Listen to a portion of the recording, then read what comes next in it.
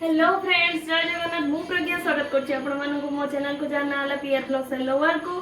तो मु आज नहीं के आसी गोटे सुंदर सुंदर नुआ नुआ रेसिपी जहार ना हला सुजना शाग आलू बड़ी बैगन तरकारी। आपण माने तो निहाती समस्त खाइथिबे।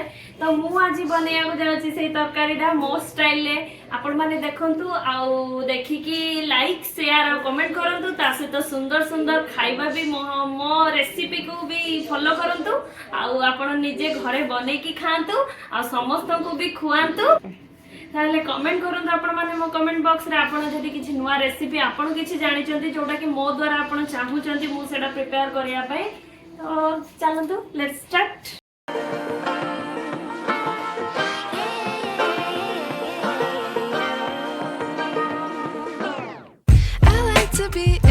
देखी पारे शाग आमर धोईकी मु काटिकी रखी देछि।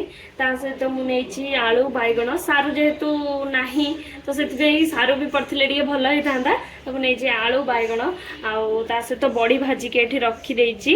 आउ कटा टमाटो 4टा नहीं आउ ता सहित मुझे सोरिष बटा सोरिष रसुण आ पियाज सुखिला लंका बटा ता सहित छुंक दवाई मुझे पंच फुटण सहित 2टा सुखिला लंका रखी आउ हलदी गुंड आवश्यक अनुसार लुण। आसतु प्रस्तुत करवा आमर सजना शाग आलू बैगन बड़ी तरकारी।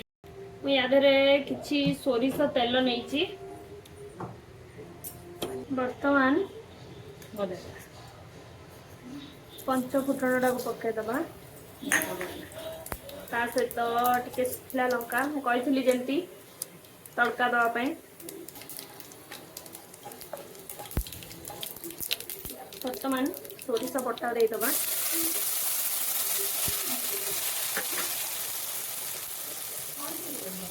हलदी गुंड लुण पकईदबा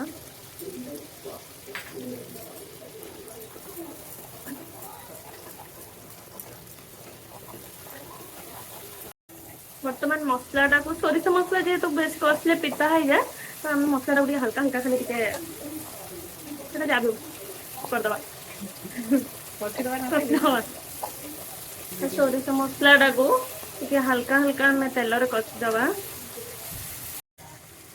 तो सही मसला पानी टिके देदबा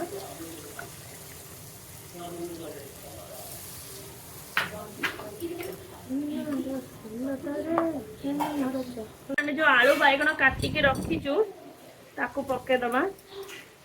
आलू बैगनटा सिझिबा दरकार।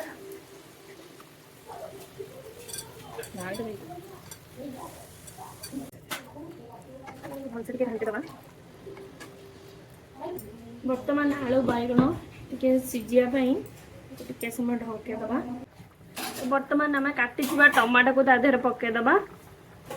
बर्तमान आम काटिकी रखि सुजना शाग को पकईदबा। टे घाटीदबा भलसे टिके हल्का हल्का शागटा फुटिला पर्यंत। तापरे स्वाद अनुसार लुण पकईदबा 2-4टा खंड बढ़िया। बर्तमान लास्ट रे आमे टिके बड़ी ऐड करदबा। बर्तमान आमर प्रस्तुत हो गला शाग तरकारी। तो आपण माने खातु आ घर लोकों को भी खुआतु। नुआ रेसिपी मत फॉलो करंतु, लाइक शेयर और सब्सक्राइब भी करंतु।